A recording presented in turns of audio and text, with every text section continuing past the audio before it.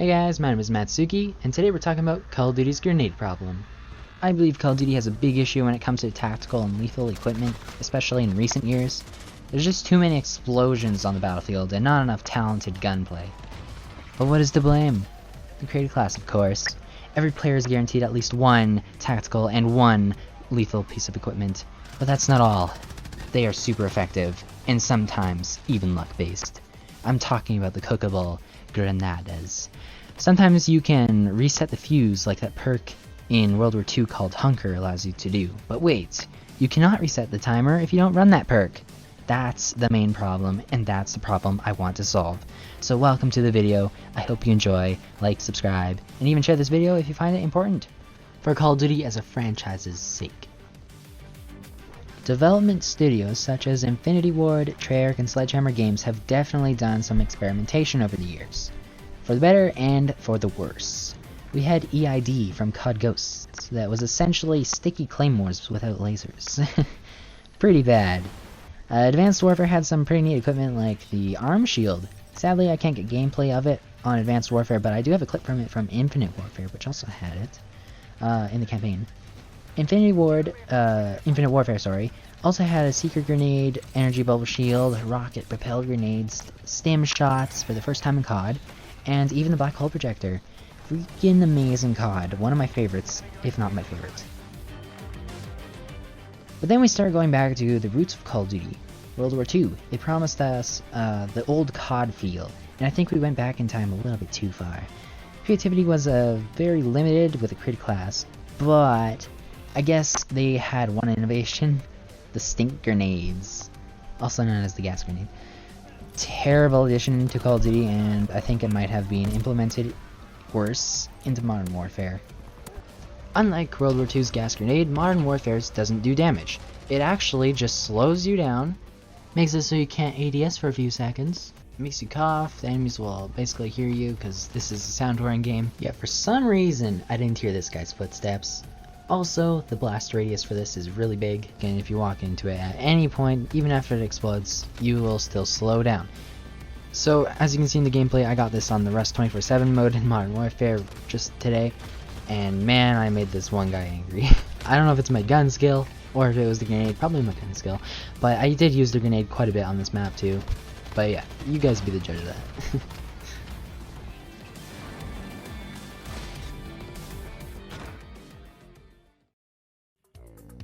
But let's not forget about the icing on the cake that is Black Ops 4.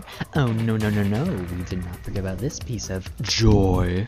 Forking 9 bangs, even the concussions were strong. We even had razor barbed wire, body armor, seeker droids, reactor cores, etc, etc. And at the very least they did have a cooldown timer, but don't get me wrong, that, my friend, is not the solution. You still die to these items just as easily, with or without these cooldowns. Pick 10 also limits the choices, so there is less nade spam, but in Black Ops 4 you automatically get these pieces of equipment, which also was a problem. But Pick 10 alone is still not the best solution. If you want to teach players how to avoid unavoidable equipment, that equipment first needs to be avoidable. But how do we do that, Mattsuki? Someone in the back of the audience cries out, "Well, my amigo, I have a bunch of fixes and tweaks just for you." If you got this earlier in the video, I mentioned throwing back hookable grenades. Modern Warfare 2019 and Black Ops Cold War don't have a perk to recharge the fuse, or reset the fuse, and I believe that a perk isn't good enough. If we want CoD to be that Twitch reaction shooter that we all know and love it for, this recook feature needs to be a standard mechanic. Rely on EOD or Flak Jacket if you want, but no more shall grenades guarantee kills. That is how we nerf frags. Alright, let's move on to the next piece of equipment. So, we have something that's kind of like a frag, it's a little bit OP, I guess maybe more OP in some situations, and it's a little bit sticky. If you guys guess the Semtex, you are 100% correct. Now the problem with the Semtex, at least in Modern Warfare, is that it starts its explosion timer as soon as it leaves your hands. Just the right arch on your throw can basically guarantee a kill with no time for an enemy to react. It just explodes in the air. If the countdown timer began after the Semtex landed, then I believe you would have enough time to dodge and avoid it. The timer just has to be in that sweet spot. Nothing too long. But yes. Next on our list we got Claymores. So how do we stop these annoying little pieces of explosives with hardly visible lasers from insta-killing people who walk around corners? Spotter? Engineer? Both are wrong, guys. We don't want to use perks. And we don't need to look very far to find the Claymore's cousin, the Bouncing Betty. So how is the Bouncing Betty countered without running perks? Well, you can go prone. Or some would say, hit the deck. So, what do we do to Claymores? How about the opposite? Jump! At least this gives players enough time to react to a rapid ticking noise that we could give them, similar to the Bouncing Betty, to jump over the explosion. This is a video game after all, and I'm sure this fix would have been greatly appreciated in Modern Warfare 2019. Not only, also, have we added a counter, but also a new skill, or way of dealing with Claymores. And this tweak also fits with a Twitch-based reaction game of CoD. If that's too unbelievable or corny for you, I do have another solution. Do what Infinite Warfare did with trip mines, or similar to what they did. They were loud and they had long, bright lasers. I think an additional mechanic, shooting the lasers, would have been a great way of setting them off too. And with the loud noises coming from them, you could avoid them altogether. No frustrating surprises on my watch. Now, I am sorry if it seems like I'm taking the fun out of equipment, but let's be honest, most people hate dying to things that are unavoidable, like specialist weapons are a big one, or in this case, guaranteed tactical and lethal equipment. Sometimes, even streaks can be a bugger. More on that in a later video, actually. So, yes, don't you worry, guys. Skill-based matchmaking seems to be strong enough so you won't even have to worry about sweats. Jumping over Claymores sounds horrid. Nah, I'm just kidding. I actually don't think skill-based matchmaking is that strong, but it's also not weak. But yes, enough about skill-based matchmaking. The point of rebalancing these pieces of equipment is to repurpose them as things that help get kills. Help, not guarantee them. So, this brings us to our next topic of equipment. Flashbangs, concussions, stuns, blackout grenades. You know, the ones that take you out of the action. The ones that tear your mouse or controller away for a few seconds. Not because you did something wrong, but because the enemy wants a free kill, while all you can do is lie on the ground in your fetal position, hoping they do not see you. Debatably, these pieces of equipment are the most annoying, especially in Black Ops 4. I won't be going in depth with the BO4 specialist equipment though, because 1, they're already basic equipment on steroids, and 2, I don't think that we'll be seeing specialists again anytime soon. Gladly. What we will be covering though are the basic tacticals that reappear time and time again in each CoD title. The first fix I have is for the stun grenades. They should only make it harder for players to walk, and maybe give them a more FOV idle sway. Kinda like a dizzy effect without moving your reticle sight around. When I get stunned from behind in other CoDs, I usually have no way of avoiding enemies, other than going prone and hoping to the CoD gods that I'll survive. But if players still have the ability to turn, aim, and shoot, then the stuns still do their job, stunning the player's movement, while also giving players the chance to fight back, instead of sitting in a timeout corner. Come to think of it, I believe the Cryo Mines in Infinite Warfare did this. Or at least, you could look around faster when stunned. Oh, and that game actually replaced the throwable stuns with the Cryo Mines. Unless you count the EMP Grenades, but even still, they only lasted 2 seconds. You know, it just seems to me like the current Infinity Ward devs either forgot what they did right in previous CoDs, or maybe perhaps the player base was just way too rough on Infinite Warfare. It's such a shame, really. It just baffles my mind how much hate Infinite Warfare got for being so innovative while also keeping what the fans loved about CoD.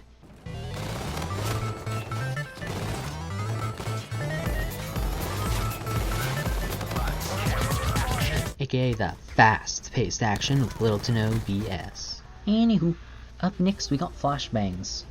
My fix for this is Flashbangs only flash you if you're facing the direction of the explosion.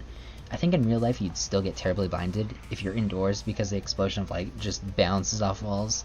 even if you cover your eyes with your fists. The light is so powerful that it just goes right through.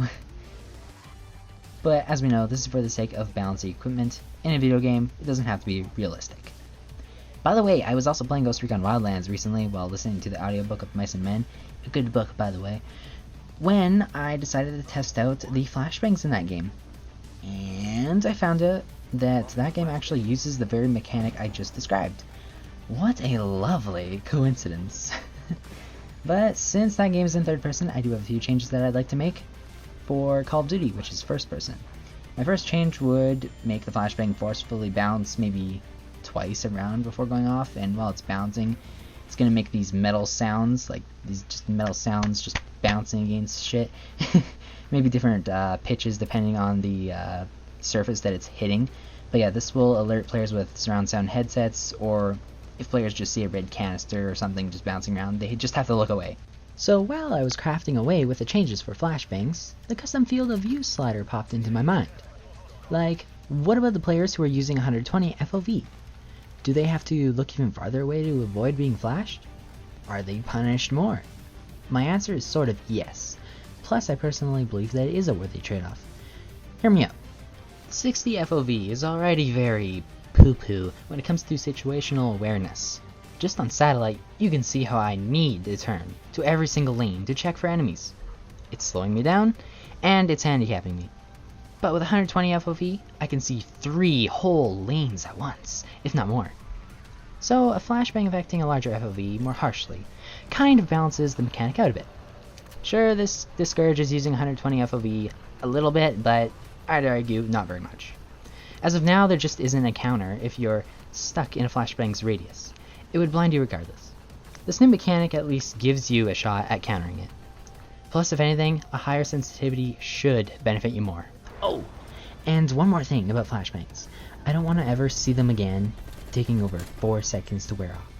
It's very incredibly inconvenient and agonizing to sit through. Just take a look at this clip from FaZe Jev's video titled Flashbang, uploaded November 6, 2016 during Modern Warfare Remastered's life cycle. They last for 8 to 10 seconds. I'll even show a clip of it right here. This is from Dirty's video.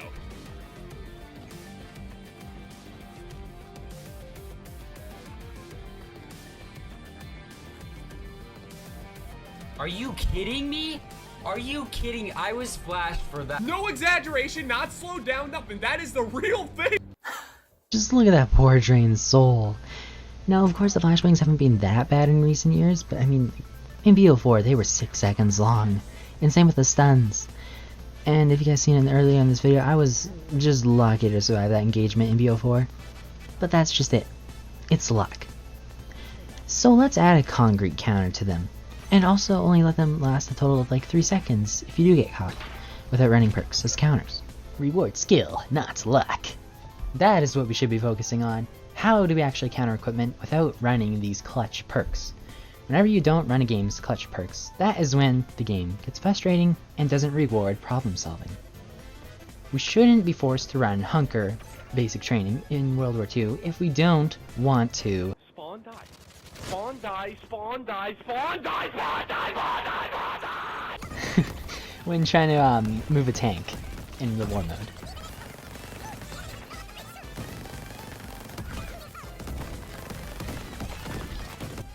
So we fixed frags by adding a default recookable mechanic. Semtexes should start their timer after sticking to a surface. Claymores should have a different yet similar counter to its predecessor, the Bouncing Betty. Stuns should only freeze you, like the car mines in Infinite Warfare. And flashbangs should only blind you if you look at the explosion within a certain radius. Time for the lightning round. I think Bouncing Betties are fine as long as you can see them and go prone to avoid them like in Modern Warfare 2019. I don't want what World War II had for its Bouncing Betties. They were just too tiny, and the noises that they made didn't give you enough time to react to them. And they really blended in with their dark green coat of paint. I like throwing knives in Modern Warfare, but I think that they should have to land above the legs to actually one-shot kill you. Unless you're prone, then I think any part of the body they can one-shot kill you.